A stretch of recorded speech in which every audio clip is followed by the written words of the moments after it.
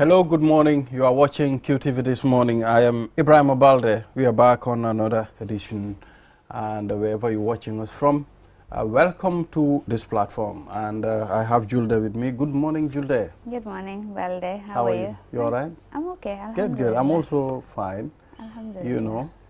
How has it been?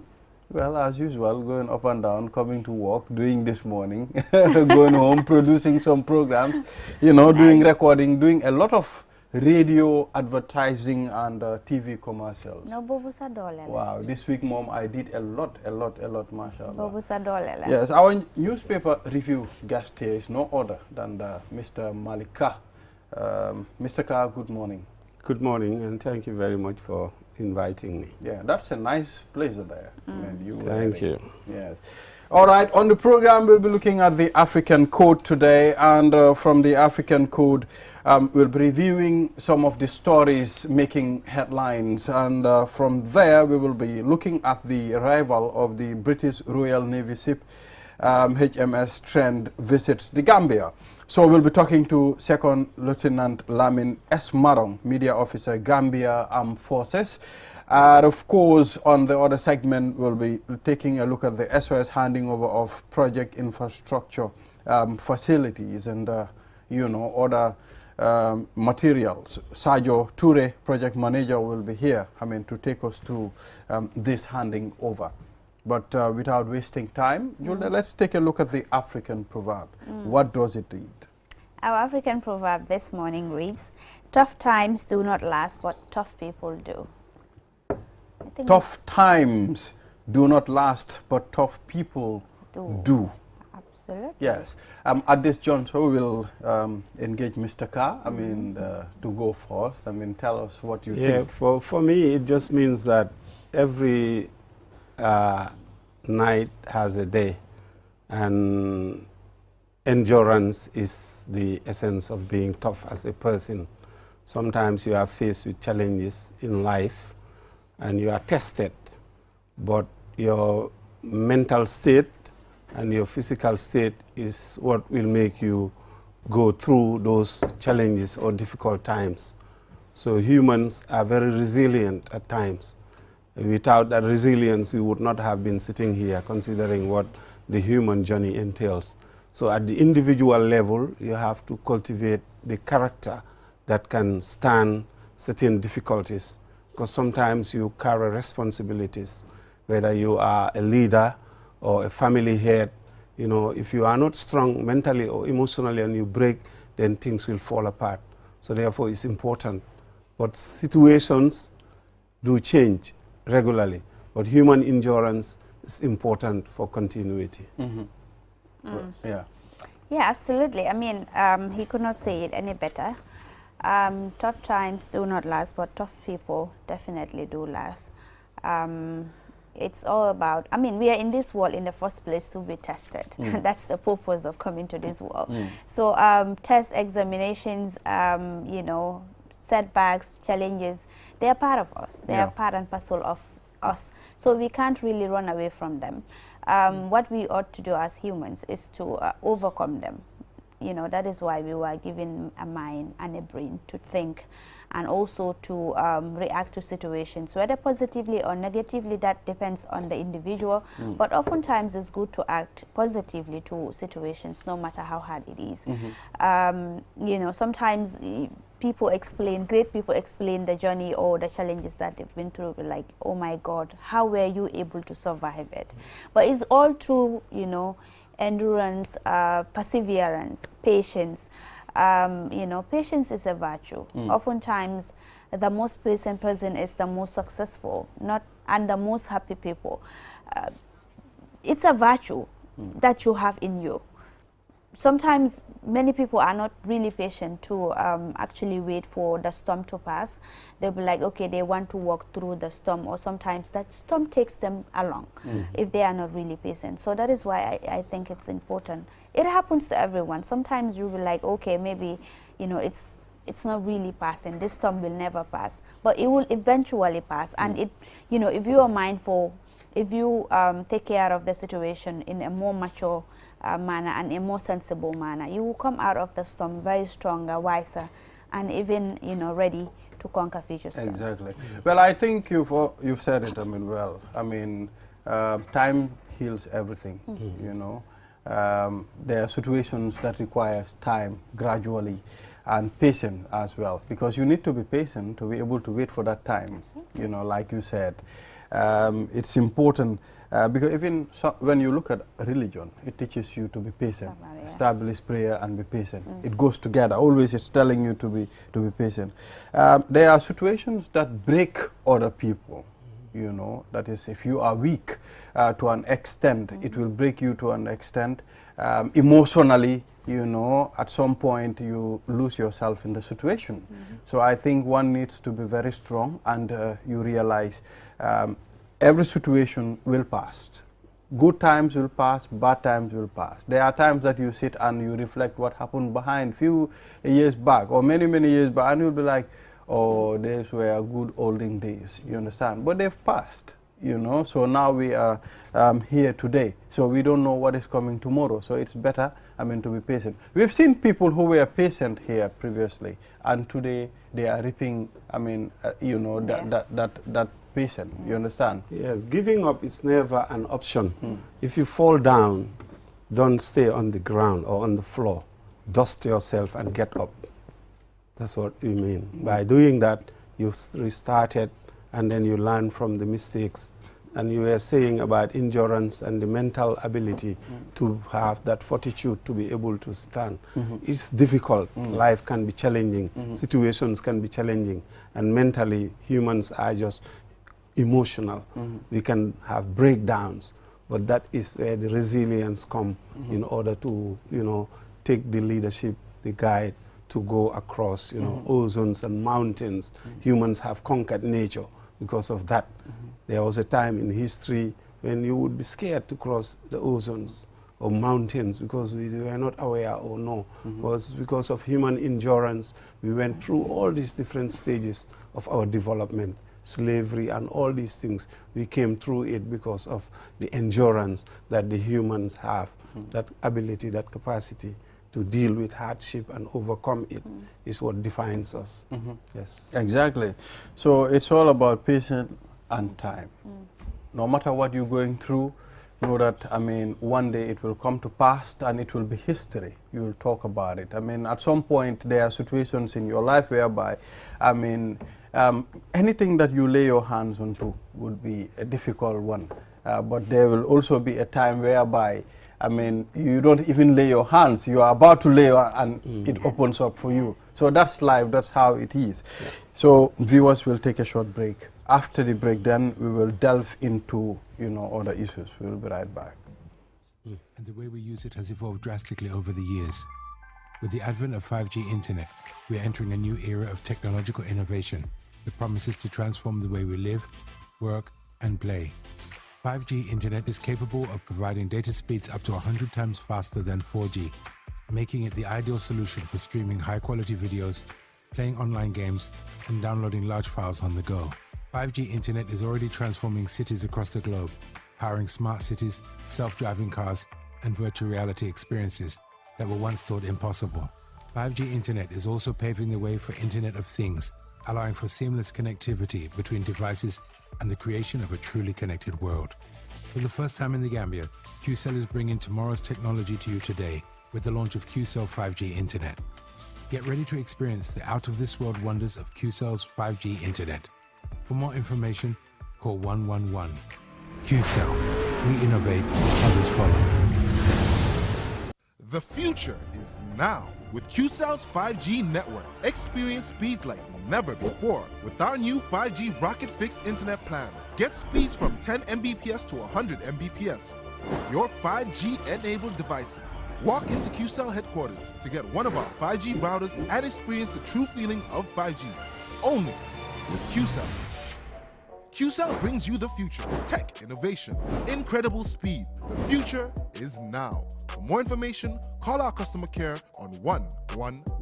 QCell, Sunyabus. We innovate, others follow. Terms and conditions apply.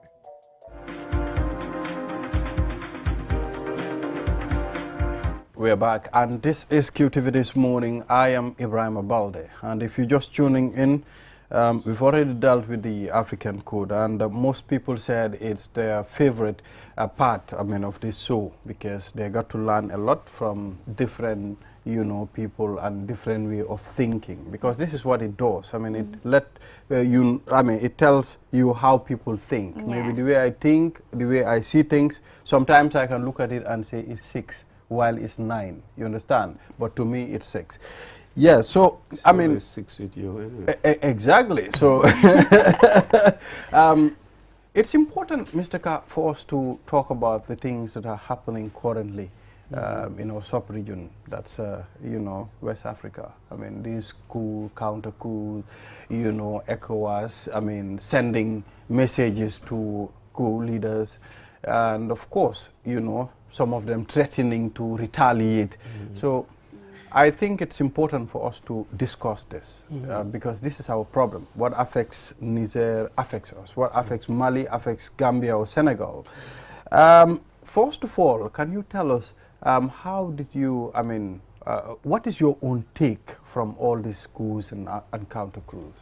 Well, you have raised a very important subject, and we recognize the importance of it. That is why QTV, the other day we had a panel discussion which a lot of Gambians did watch in order to give a perspective, because Gambia is part of the coalition of ECOWAS that is thinking of going to reverse the coup in Niger.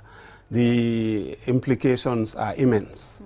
The human cost, the material cost, and the economic cost. So you have different stages. And also, you know, the collateral damage if there is war. And also, if there is no action, inaction as well, would we allow, you know, these leaders within the sub-region are in a dilemma, and it's very difficult. But that is what leadership is about, because if they take the decision to go to war, there are implications. Like I said, there are unintended, you know, consequences, collateral damage. A lot of humans, you know, civilian population might lose their lives. But at the same time, you have to look at the other side of the equation too. Do we allow the military to take hostage of the entire sub-region? After Niger, okay, we had Mali, it went through, we had Burkina Faso, Niger. Who is next? Is it Senegal? Is it Sierra Leone? Is it Liberia? So there has to be a mechanism, or there has to be a discussion why we have to stop this menace. It cannot be allowed to be continued. And we cannot continue to take the stance with the rhetoric and the euphoria that is bandied around. Yes, the ramifications are there, the implications, but we have to look at it in that context. Yes. Well, you know, we have an issue. At some point, when coups happen, there are people that go out and celebrate. I mean, you know, cheer up. I mean, you know, they feel very happy, I mean, to see there is a coup. It happened in the Gambia. When 1994, when the coup happened, many people were out in the streets, I mean, jubilating. We've all seen how it turned out to be. So now, do you think, I mean, it is fair enough for people to go out and start jubilating and supporting coups? Generally, it's the youth, and the youth are disenchanted, and that must be addressed. We understand that within the sub-region, there are a lot of youth that are unemployed, and nothing is happening in their lives. That is why we have the back way and other factors. So they are normally excited, and the euphoria is there when a system that is not giving them anything is overthrown. So we must understand also and address those issues. So there are lots of underlying issues to which we must look at. I will allow Julia to come in, then we'll further the discussion along those lines. Yes. Yeah. So even the last time I and Adi and Babuka, we were having sort of a debate as to, you know, the reasons for the coups in West Africa. And my stance was, yeah, although I don't support coup d'etats, but let us holistically look at the reasons why there is frequent coup d'etats in West Africa specifically. To be realistic. Exactly. We ought to be honest to ourselves, and the leaders also ought to be honest to themselves. Oftentimes, of course, we know that in the case of Niger, the president was there just 2 years, and, you know, the military leaders are saying that they ousted him because they wanted to fight jihadists and, of course, fight corruption, which is the case in most of these African countries. Of course, like you said, jubilations will be there, because even in Niger on Sunday, when the ECOWAS ultimatum was about to end, some 30,000 people gathered at the capital, Niamey, to celebrate with the junta leader. So you could see what is really happening in most of these African countries. I think ECOWAS need to take a stance. For me, I always said, like, I am against the fact that ECOWAS leaders from West Africa have to be part of the ECOWAS as a commission. I think they should be more of technocrats from all of these West African countries than leaders having to man positions in the economic community of West African states. I think the whole of the scope of ECOWAS needs to be changed in order to, to serve as a solution in fighting coup d'etats, because we've seen that most of these coup d'etats, we've seen ECOWAS imposing sanctions in these countries. But that's not the solution. Most of these junta leaders will not hint to the sanctions that is imposed on ECOWAS. Of course, in Niger, the recent one, the ECOWAS imposed some travel ban and blockages in their countries, and economic sanctions and all that. And of course, eventually, they also threatened to have military intervention in the country, which other African countries like Mali and Burkina Faso are also saying that they will be in solidarity with Niger. So it's not helpful, situations like that. But I think ECOWAS in itself needs to look at themselves.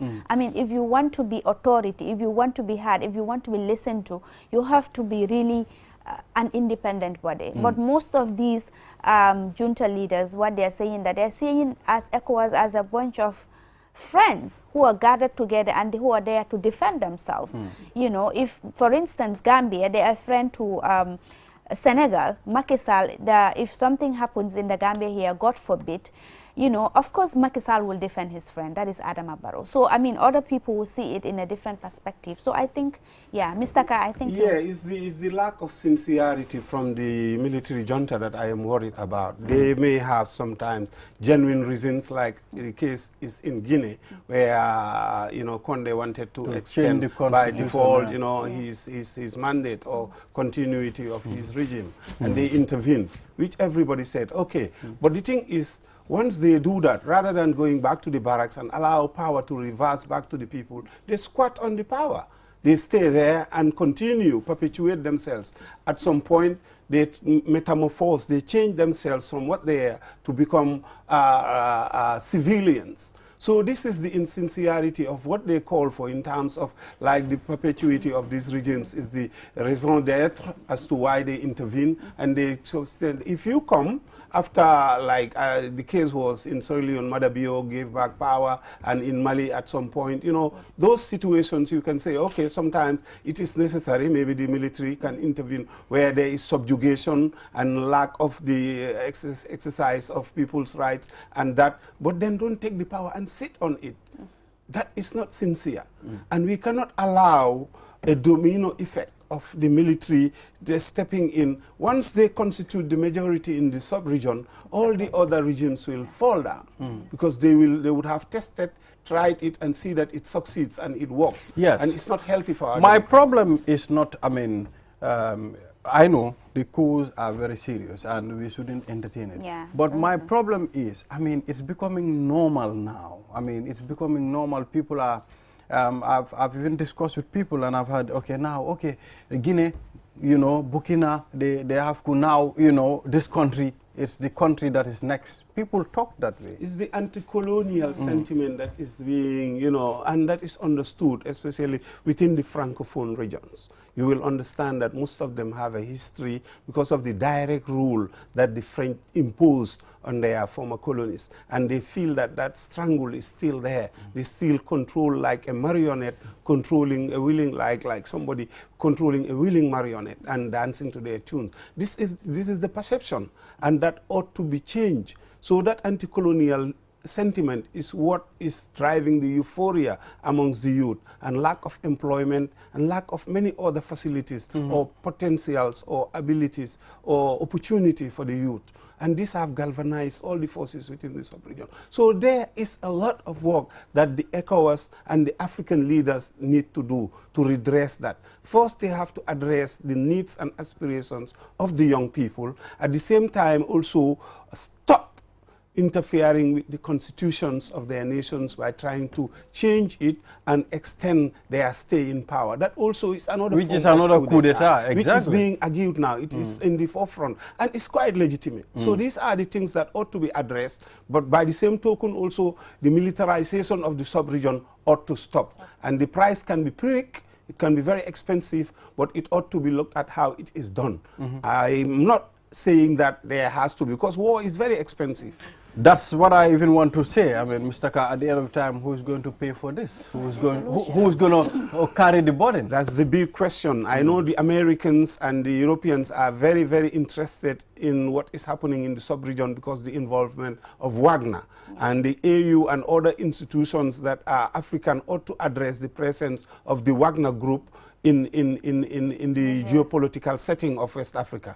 They have become a menace that encourage torpedoing all these democratic countries. So therefore, the Americans, the AU, and ECOWAS and all of them, I'm sure will have to step in because we don't have the resources. The sub-region, we are impoverished as we are. Nigeria, Ghana, all of us, we are struggling. And war, one single bullet is very expensive. So we cannot afford it economically. So therefore, we must have to have somebody that will pay the bill. Who will pay the bill is the big question. I don't know. Well, I mean, considering our situation in Africa, I mean, I think it would be very difficult for us to carry that burden. It's better, I mean, to resolve our situations. I mean, ECOWAS should sit together. I think they need to regain their integrity because they have already compromised the integrity of the ECOWAS. I don't know about that because Tinubu has taken a very firm stance, and appeasement also is another thing. You see, this is what, I mean, I know people argue, but the Second World War, they were appeasing the Germans all along, and they started expanding and expanding to the extent that they became a threat to the Western Hemisphere. Then Winston Churchill decided to say, no, we have to put a stop to this. That is what brought in the Second World War. A lot of people died, unfortunately. It was very expensive, disrupted the entire world. We cannot afford such a type of conflict in our sub-region because of the poverty, you know, of the people, of the nations. The little that we have struggled to build within these 30 years, if we start bombing them, our bridges, our roads, we don't even have proper roads, bridges. We struggle to take loans. So we cannot afford. War is expensive, well, I think but we cannot allow Africa cannot contain war. I mean, considering how we are struggling to, you know, develop our infrastructure and other areas too. So it will be difficult. Just that, what African leaders should understand that currently there is what we call the scramble for Africa. And most of these veto powers are really scrambling for Africa. And you have natural resources. Niger is a very important hub for, you know, the Westerners. So we've seen that, you know, history taught us that all of these African countries that are having major resources, we've seen that there were conflicts in it, and these Westerners were rushing to, you know, to support and then to support the war. Instead of cooling down the tension, they are in support of it. So I think African leaders ought to be wise. You know, they know that, okay, what they really want, and, you know, work towards that. Africa should not be in a state, you know, in the 21st century whereby our youths are scrambling for the West. Our youths are, you know, venturing in this backway journey, all in the name of searching for greener pastures. I think with the resources, natural resources we have in Africa, we should be able to take care of ourselves and our continent without realing,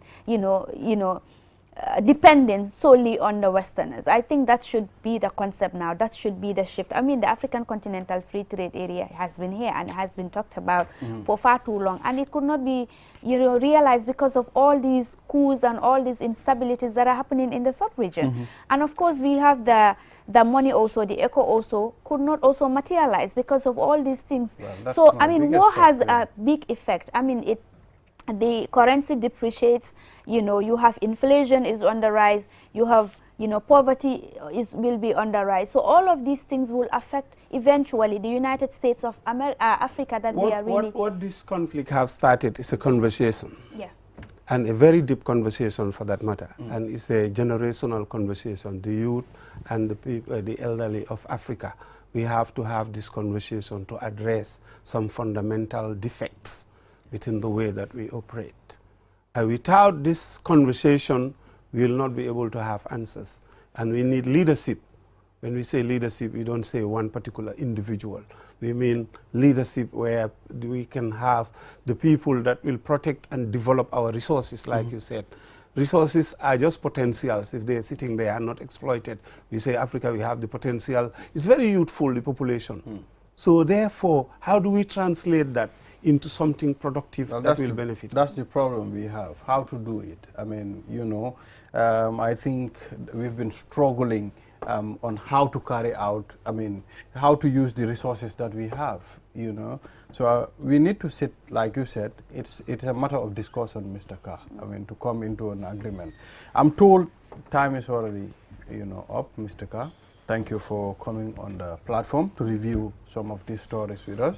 And we'll take a short break. After the break, then we will be talking to Second Lieutenant Lamin S. Marong, Media Officer, Gambia Armed Forces. We'll be right back. QCell brings you the future with our ultimate bundles. Enjoy the best voice and data bundle plans in one package. Get unlimited data packages with flexible validity and enjoy what true internet feels like. Get 30 minutes of on-net and off-net calls with 5 gigabytes of data for just $350. Or get bigger bundle packages from 10 gigabytes to 20 gigabytes with over 100 on-net and off-net voice calls and enjoy the fastest internet speed in the Gambia. You can also buy 1-day, 3-day or even 7-day packages and enjoy unlimited data bundles with uncapped speeds. Just dial *343# today and experience the limitless capabilities of the QCell network. *343# should be your favorite code to dial now. For more information, call our customer care on 111. QCell, we innovate, others follow. Step into the Espas Motors showroom for your luxurious name brand vehicle. Located along the Bertil Harding Highway, Espas Motors is the Gambia's authorized dealer for Chery, Kia, Ford, and now we bring you the new Peugeot Model 3008 SUV. 18-inch alloy wheels, 216 inches high ground clearance, keyless entry system, start and stop button, rear parking assistance system with reverse camera, adaptive cruise control with speed limit, LED daytime running lights, front and side airbags, 8-inch HD touchscreen. Not to forget our exquisite Peugeot Landtrek double cabin pickup with 2.1-liter diesel engine, 6-speed manual transmission 4x4, hill descent control, LED daytime running lights. Espas Motors, the authorized dealer for Peugeot. Visit us today or call us on 35-2222 or 353-4444. Do your banking the smart way with the new Aji Bank mobile app. Transfer money to any bank account in the Gambia. Top up airtime for all networks. Pay utility bills. Check your account balance and view mini statements. Request for ATM cards. Request for checkbooks and more in a single touch. So, do your banking in a smart way. Do your banking now with Aji Bank mobile app. Every time is banking time. Aji Bank, your investment partner.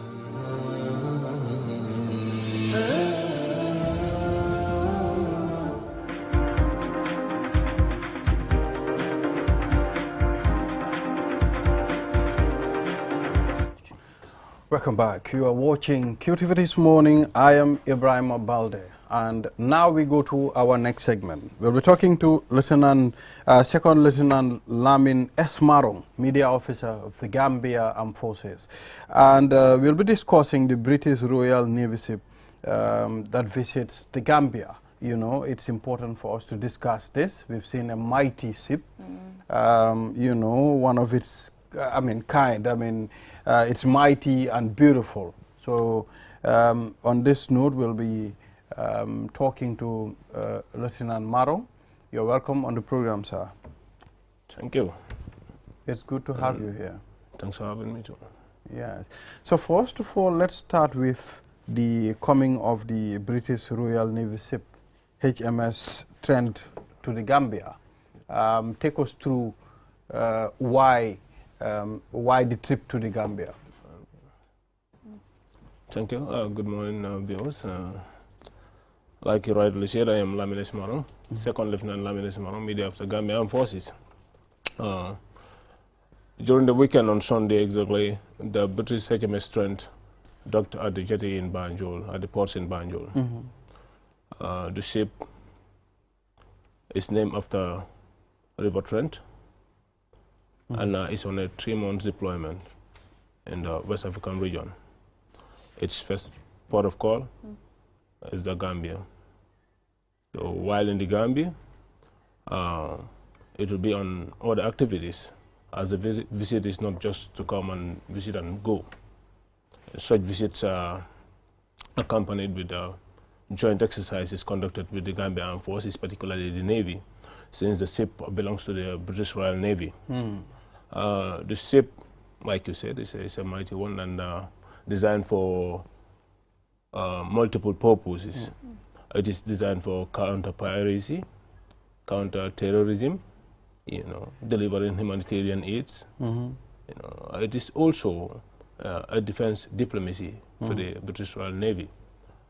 The visit is an important one, and this is not the first time Trent has been visiting the Gambia. It is an offshore, patrol vessel, and it involves in search and rescue. It involves also into general patrol to patrol the waterways. At the global stage, it represents the British Royal Navy to work with partners in maintaining and enhancing maritime security. So their visit to the Gambia will also, help the Gambia Armed Forces and the British Armed Forces, as they are long-time partners. The BMAR team, the British military training teams, is always in the Gambia.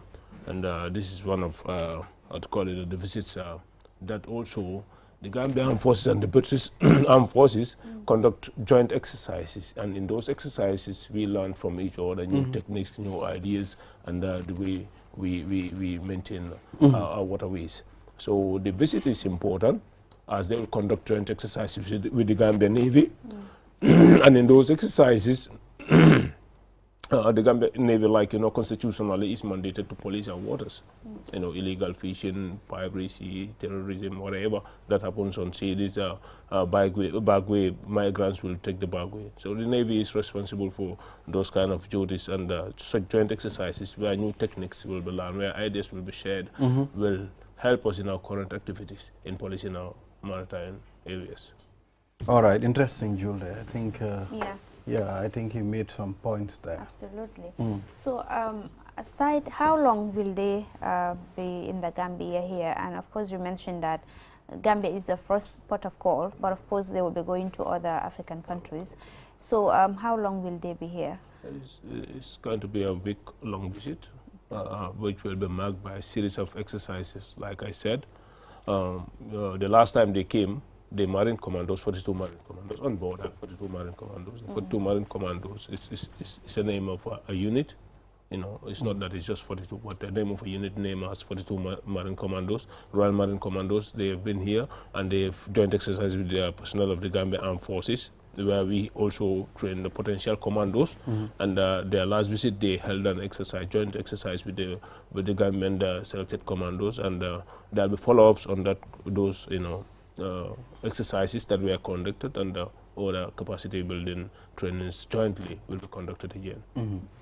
So this time around, how many Gambia Navy officers have been targeted for this particular collaboration? Overall,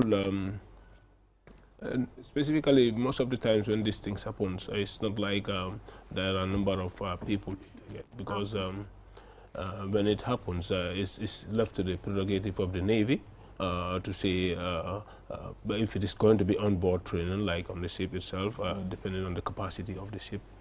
So such informations are so close to the heart of the armed forces. Okay. Yeah. Okay. Exactly. So what's the capacity of this ship? I mean, if you can tell us. I mean, I'm not sure you would be able to know how many people are on board this ship, but at least you should have an idea. Like you said, it's a big ship. And I said that it can be multitask. It's designed for multiple purposes. The capacities are the British why not be open to you to tell you the capacity, because like I said, numbers and capabilities are very short dear to the heart of the military. So those things are not easily disclosed, but what I can say, it is having a big capacity for whatever operations that they want to conduct. So aside from the joint patrols and exercise that you're going to have with your British counterpart, those will also include provision of materials for the Gambia Armed Forces and perhaps a ship. Don't you need one? Yeah, well, armed forces need equipment that will, make your operation smooth. Such ships are big ones, and there are so much intelligence I want to like to have. Operations of it and it requires training. So they are coming and going in stages of training such as that. So hopefully we expect to have one of our own in the near future. But the Gambia Armed Forces High Command. You are in discussion? And not per se with the British. Okay. The Gambia Armed Forces High Command has been engaging partners. Okay. And in that, we see how we can improve our stock, our materials, equipment, whatever, and those partners are really working towards achieving those dreams of the armed forces. Okay. And during in this new dispensation, a lot has been achieved. A lot has been achieved in terms of equipment for the Gambian Armed Forces. Okay. I know this is a different subject, Balde, but it's important that we talk about it. During the newspaper review, we were talking about the issue of Niger, and lots of issues have been happening. Of course, we've seen in the newspapers where one of the presidential advisors was calling on Gambia to go to Niger, and of course we've seen also other people coming out to say that that's not a wise decision, and lots of rumors are going on the social media saying that already the armed forces is preparing to deploy men and women to Niger. Is that the case? Well, until the time I come here, I have no such news from the armed forces that we will deploy to Niger, and I have no news that ECOWAS will even deploy to Niger. No. What we heard from the news is that, like the Committee of Heads of States have met, and they've, emphatically emphasized that they will leave no options, even including the use of force. But still, the gates of diplomacy are open, and it's not yet time for the armed forces to say we are deploying. Though the armed forces is on regular exercise, we say then in peacetime we train harder, expect war at any time. But that doesn't mean that we yearn for war. And but you're preparing to that effect? Not for this mission per se. Okay. Armed forces is on continuous concurrent training. That is the armed forces, because Ivan Rommel, the German general during the Second World War, once said that the best form of welfare you can give to soldiers is high-rated training. So that the military, keeps it very important that regular exercises, keeps the army fit and prepare the army for any eventualities. So the army is on constant training for anything, but not to say for a mission or for any other purpose, but just to prepare. Always prepared. Preparing. Yeah. All right. So we also have the Senegal commission called WOLA, patrol ship. Do you collaborate with them, Senegal? They have a ship like this. Do you also have that partnership with them whereby you get to exchange? They are closer. They are closer though, but we haven't had such an exercise with them like this of Trent and other American naval ships that visit the Gambia. But what I know, we most of the time we meet at joint exercises conducted by the Americans, the British, and other international partners, where we all meet and conduct joint exercises, exchange ideas. But to say the Senegalese Walla vessel or warship visits the Gambia for such exercises, no, it hasn't taken place yet. Well, thank you very much for coming, Lieutenant Maro. We appreciate your time. Thank you very much. We are open anytime you have something to share with us. We'll be very happy, to help you do that. Thank you very much, and I'll convey the message of the Gambian Armed Forces, which is very pleased that the Cho TV doors are always open for the Gambian Armed Forces. Anytime we write, it is honored. So we thank you for your collaboration and support at all times. Yeah. Thank you. Thank you. Yeah, so viewers, we'll take a short break. After the break, then we'll talk to Sadio Toure, project manager, SOS, handing over of project infrastructure. We'll be back. Thank you very much. Technology has always been at the forefront of our lives, and the way we use it has evolved drastically over the years. With the advent of 5G internet, we are entering a new era of technological innovation that promises to transform the way we live, work, and play. 5G internet is capable of providing data speeds up to 100 times faster than 4G, making it the ideal solution for streaming high-quality videos, playing online games, and downloading large files on the go. 5G internet is already transforming cities across the globe, powering smart cities, self-driving cars, and virtual reality experiences that were once thought impossible. 5G internet is also paving the way for Internet of Things, allowing for seamless connectivity between devices and the creation of a truly connected world. For the first time in the Gambia, QCell is bringing tomorrow's technology to you today with the launch of QCell 5G Internet. Get ready to experience the out-of-this-world wonders of QCell's 5G Internet.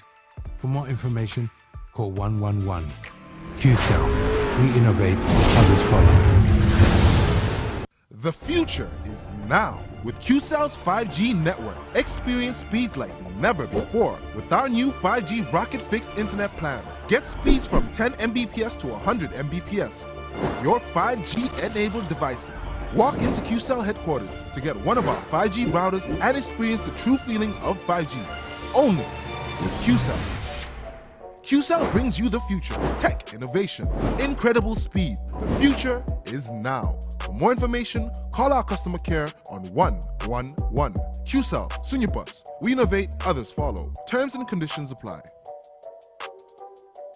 QCell brings you the future with our ultimate bundles. Enjoy the best voice and data bundle plans in one package. Get unlimited data packages with flexible validity and enjoy what true internet feels like. Get 30 minutes of on-net and off-net calls with 5 gigabytes of data for just $350. Or get bigger bundle packages from 10 gigabytes to 20 gigabytes with over 100 on-net and off-net voice calls and enjoy the fastest internet speed in the Gambia. You can also buy 1-day, 3-day or even 7-day packages and enjoy unlimited data bundles with uncapped speeds. Just dial *343# today and experience the limitless capabilities of the QCell network. *343# should be your favorite code to dial now.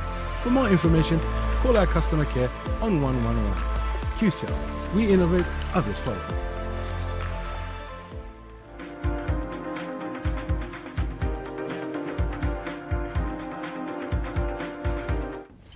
If you're just tuning in, this is QTV This Morning, and you know we are saying hello to our viewers from around the world, and especially the young lady that watch us from the Philippines. I mean, she always sends her regards to this program, that she enjoy every bit of the program. Nice. Tell her that I'll soon join her. Yes, to the Philippines. Yeah. So we are saying hello, and you know, our colleagues in the US, you know, the UK, Sister Jenaba, you know, they all follow QTV's programs. Now let's talk about the handing over of project infrastructure and other materials. And we have Sadio Toure, project manager, you know, to take us through that. Sadio, you are welcome on this program. It's good to have you here. Nice shirt, by the way. Thank you. Yeah, that's a good one. I think at the end of the program, we'll change it. You give me yours, and I take yours. Looks better. Good. Yeah. All right. It's good to have you here, Sadio. It's a pleasure too, and thank you, Mr. Balde, for that time. Wonderful opportunity, and my wonderful viewers. Like you said, I am Sadio Toure, the project coordinator or manager for the BMZ-funded SOS project at the Bakode Dam site. Okay. Yeah. All right, Sadio, we would like you to take us through this project, please. Okay. Like I said, it's a project focusing on the Bakode Dam site, the biggest landfill in this country. And it was a 2-year program that was funded by the German federal government and the SOS Hammerminer Fund Deutschland, and of course the KMC as the custodian of the dam site. This project, together with the SOS Children Village, was developed in 2019 towards 2020, when the the need for an intervention is very necessary to support the landfill, to change it into a very meaningful opportunity for those people living nearby. For example, the 3 communities of Bakote, Manjai, and Tipakunda, they will, even not those communities, any Gambian who pass by or lives around the Greater Banjul area knows the impact of the Bakote dump site. This is something that is a black and white on the wall, that it's so much hazardous that when you live around that end, you are prone to diseases, you are prone to inhaling smokes at a very bad rate. Fire outbreaks are always there.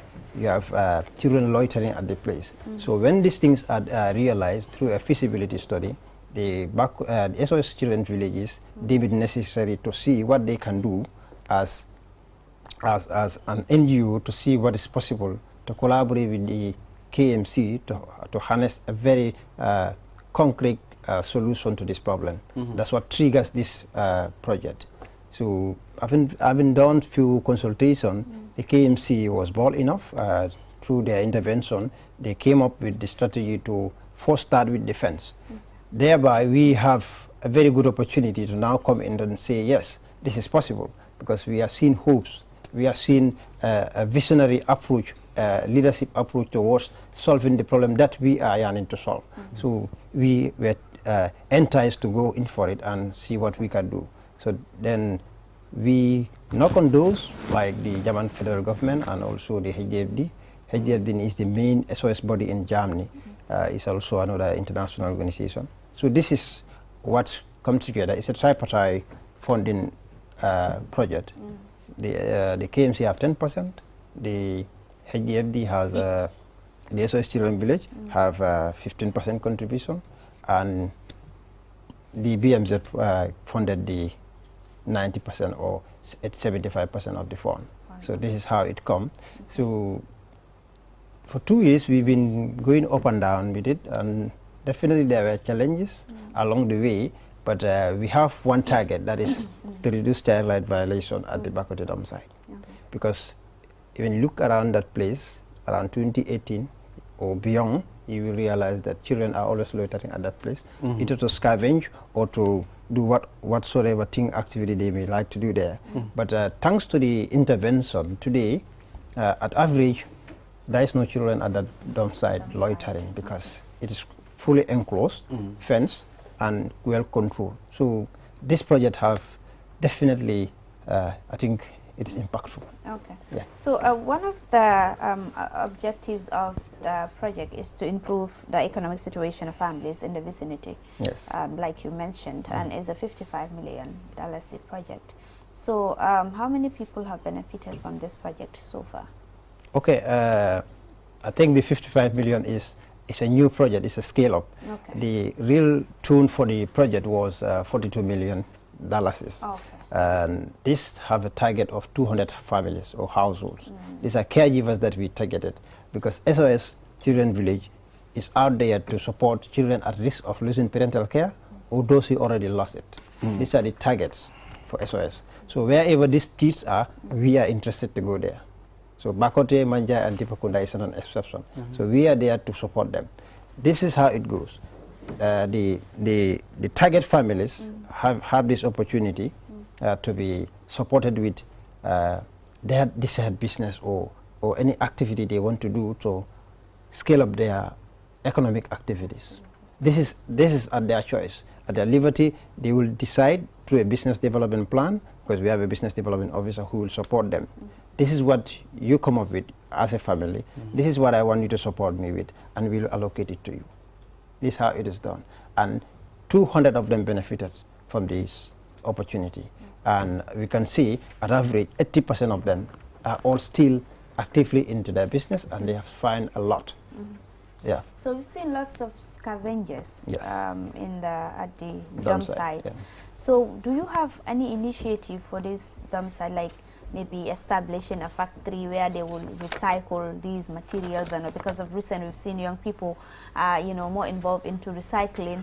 You've seen the young people who are recycling tires, making it, you know, flower vases, chairs, and other beautiful stuff. Does the project also cover this? Yes, the flyers I have in front of me, like here, is displaying such. You can see next to the bins, those are train done for the scavengers. That's the, like you said, these are flower vase, mirrors, chairs made from car tires. You can see them. Yeah. Yeah. So those are things that we were doing for the scavengers. About 200 of them were picked from the dump site to be supported with these skills. And to be honest with you, few at least saw interest to continue some of these things. And if you look at the picture again, you will see we have an open set there. That open set at the corner there. That's meant for, yes, that's meant for that. For them? For them, yeah. Okay. So that they will have the opportunity to go there when they have the skills, to go there and practice it. So it's a recycling plant that we are trying to initiate there. Yes, at least at a low scale, that's the idea. So they will scavenge and do whatever they can pick from that place, go there, recycle it into what they can have from there. For example, these things that I just highlighted here. So the unfortunate part of this thing is you realize that most of them are not Gambians. So to get them on board is one of the most difficult things, because they are more focused on immediate outcome. Getting money. Getting money. Okay. That's what they are focused on. So it's not easy to get them on board, but we are struggling. We're trying to do whatever we can to make sure they are trained and equipped with some of this knowledge. So what are you doing about also getting the Gambian people to be interested in this? Perhaps they don't have the skills or the knowledge to do this. Yes, that will bring me to what we are doing right now with the former project and also the current project. We are trying to go for about 150 youths to train them into organic. How will I put this? Production. For example, the youths will be trained trained to do recycling in all facets of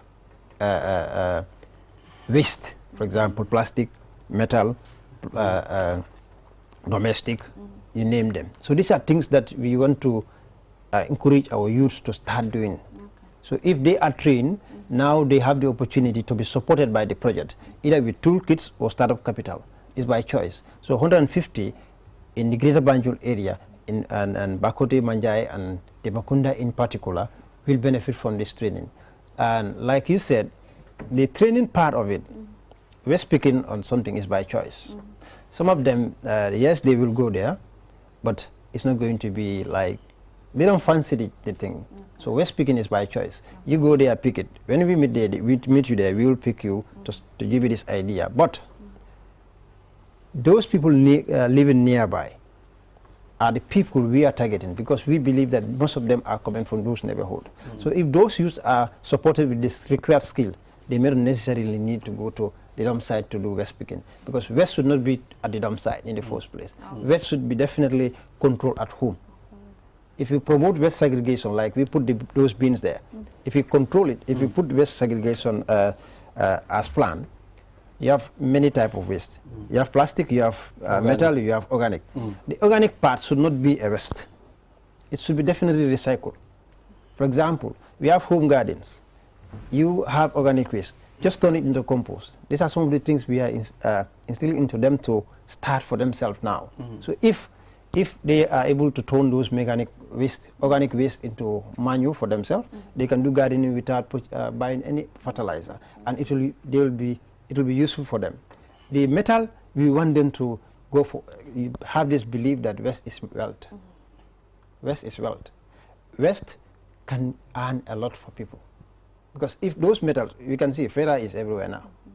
Those are something that's, so if you have a waste bin for metal, for organic, and for plastic, those that you put for metal, somebody is coming there to buy it. You segregate it. Definitely. That's segregation. That's what it should start. So in a nutshell, what we are trying to do is, waste should not even go to the dump site. You need to take care of it before it reaches. Time will come, we will not even throw anything. Because I'm seeing people are buying plastic bottles now. Very good. I mean, So if you park them at your house, people are going to buy it from you. So that's the idea. In terms of visibility, of course, this is a good initiative. Of course. But if people are not aware of all that this initiative and what is happening and the plans you have for the, people within this vicinity, it's like, it's like a white elephant. Exactly. Yeah. Yes. May not be, but I will say thank you for this opportunity. These are some of the things we need the media to do for us, and we'll be coming back. We were here, and we will also, hopefully, after 3 years, we'll also come back here to assess our impact as we are doing today. We have media talk shows that we will start very soon, and we will definitely be selling this project out. Like you said, some of these things we are doing our utmost best. If you look at the back of the dump site going through the SOS drive, you realize that the perimeter fence has display of messages and it has some images. You understand? So these are some of the opportunities we're trying to communicate to people that yes, there is opportunity at the dump site. Don't look at it as a dumping place, but also there is wealth. So these are some of the messages that we are doing. And also, to put it this way, the waste segregation, that's why we look at the handing over, we hand over almost 600 waste bins. That's one of its kind in the country. To promote waste segregation, to also enhance cleanliness in the environment, definitely. Yeah. And this second phase of the project will definitely focus more on the community approach, because we were doing some infrastructures at the landfill. Now the infrastructures are there. How do we utilize them? The community is needed to do that. So that's why the approach is now focusing on more on the community, to train some of those youths so that they will go to that dump site and pick those material and go and use them, for people to have benefit from Thank you, Mr. Toure, for coming on the program. I'm told time is already up. This is all we have, but I mean, it was good you came and you clarify everything. Okay. We wish you all the best. So we are open. You can contact us anytime, if you want to share anything with the public. Thank you very much. Yes, thank you. And I'm glad to be here. Yeah, so Julde, this is all we have. We'll be returning here tomorrow, inshallah. Yes. Have a wonderful day, viewers. Bye-bye.